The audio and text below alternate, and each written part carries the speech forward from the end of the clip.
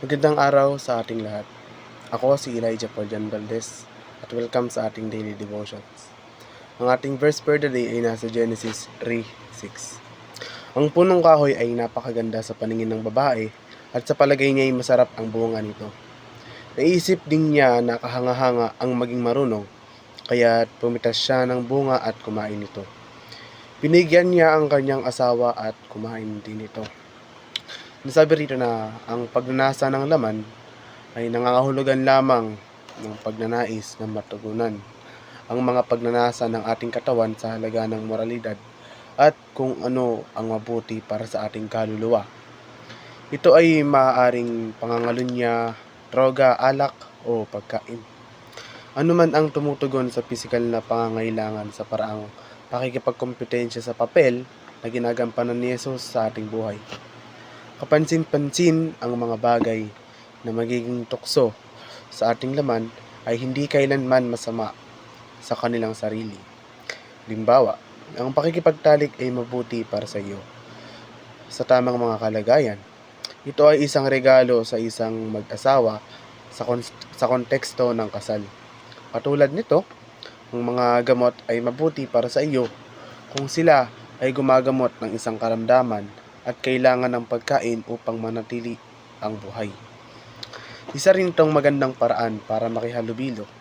Ang punto ay mabubuting bagay ay nagiging masama kapag sila ay pinipilit at binabaluktot ni Satanas upang tayo ay maniwala na sila ang pinakamahalagang bagay o kapag tayo ay nahuhumaling sa kanila.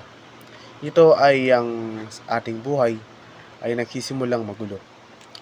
Napakasakit isipin na marami ang nakakita ng mga larawan, mga video at iba pa na nagkakaroon ng napaka-negatibong epekto sa kadalisayan ng kanilang isipan. Alam ni Satanas ang mga panganib at nalulugod sa katotohanan na ang marumi, masasamang bagay ay may pinapalabas sa harapan ng ating mga mata araw-araw. Sa mundo ng social media, hindi mahirap makatisod ng isang bagay na immoral. Ang aming mga patalastas ngayon, ang mga maikling mga ads na naipapost at mga video na ibinabahagi ay walang iniiwan sa imahinasyon. Sa pagkakita sa mga bagay na ito, napakaraming napupunta sa madilim na landas. Dadalhin ka ng kasalanan kung saan mo gustong pumunta at pananatilihin ka doon ng mas matagal kaysa sa gusto mong manatili.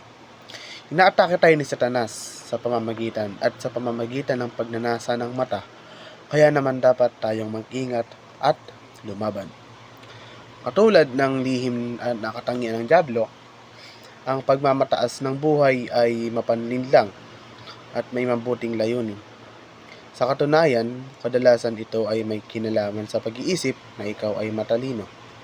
Ngayon, alam natin mula sa Biblia na ang karunungan ay isang regalo mula sa Diyos at ito ay tiyak na hindi isang masamang bagay.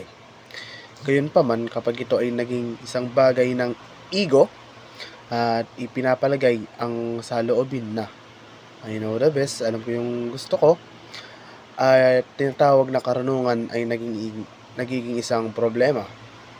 Kung iniisip natin na tayo ay mas matalino, mas matagumpay, at may mas kaalaman kaysa sinuman, tayo ay nasa kamay na ito ng dyablo. Isa pang elemento ng pagmamataas na ito ng buhay ay ang kapangyarihan. Muli, ang kapangyarihan ay isang hindi masamang bagay, ngunit dapat itong magmula sa Diyos at gamitin para sa kanyang kaharian. Kapag nahuhumaling tayo sa pagkakaroon ng kontrol at otoridad at ang ating pagnanais para dito ay nagiging ganap, ang problema ay magiging tayo. Kung ang aming imahe ay ang pangunahing prioridad at kami ay nakikipagdebate sa mga tao para lamang sa sport, ang pagmamataas ng buhay ay buong puwersa. Tulad nga ng samista, maaari tayong magtiwala sa salita. Alam na ito ay ganap na totoo. Hindi natin mapagkakatiwalaan ang lahat ng nababasa natin sa internet. Hindi natin mapagkakatiwalaan ang lahat ng naririnig mula sa ating mga propesor. Tiyak na hindi natin mapagkakatiwalaan ang lahat ng katotohanang ibinibigay ng ating mga politiko. Hindi natin mapagkatiwalaan ang mga fact-checker na sumusuri sa mga katotohanang iyon. Maaring manipulahin ang mga istatistika. Maaring peke ang mga larawan. Maaring i-airbrush ang mga cover ng magazine. Ang ating mga guro, ang ating mga kaibigan, ating agham, ating pag-aaral, maging ang ating mga mata ay maaari tayong nangin. Ngunit ang salita ng Diyos ay ganap na totoo at laging totoo. Ang salita ng Diyos ay matatag na natatag sa langit. Hindi ito nagbabago, walang limitasyon sa pagiging perpekto nito. Wala itong laman na korap. Ang lahat ng matuwid na tuntunin ng Diyos ay nananatili magpakailanman. Hindi sila tumatanda at hindi napuputol. Nararamdam tayo ng kanyang baluti at otoridad at kaya nating labanan o salungatin ang dyablo ng tiyak at tiyak. Ang ibig sabihin ng paglaban ay hawakan ang linya.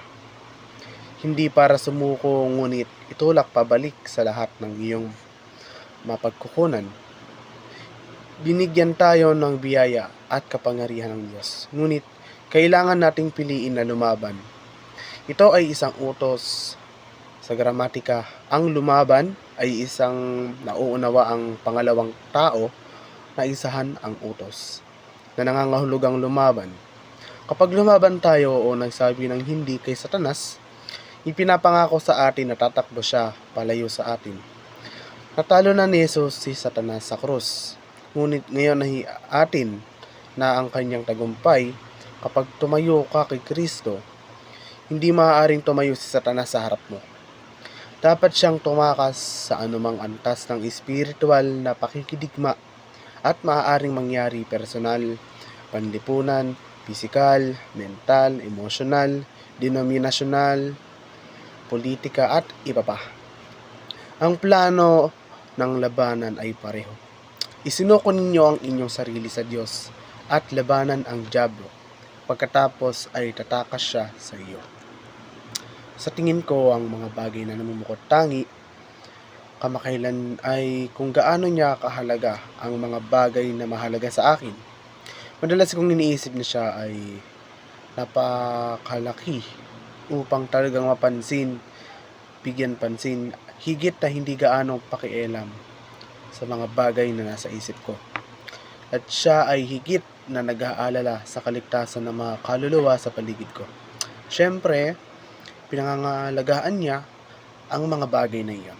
Ngunit sinabi sa atin ng unang Pedro 5:7 na maaari nating ihagis ang ating mga alalahanin sa Kanya dahil nagmamalasakit siya sa atin. Kamakailan lamang ay nakikipag-usap siya sa akin sa pamamagitan ng maraming iba't ibang tao.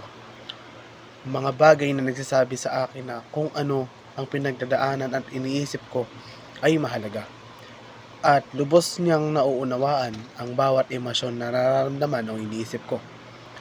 Pinaparamdam sa akin kung gaano siya kabait. Siya ay walang katapusang atensyon sa bawat isa sa aking mga iniisip, problema at damdamin, at nasasabik siya kapag kinakausap ko siya tungkol sa mga ito. Yun lamang po. Muli, ako ang inyong lingkod, Elijah Paul John Valdez, at dito na nagtatapos ang aking daily devotions.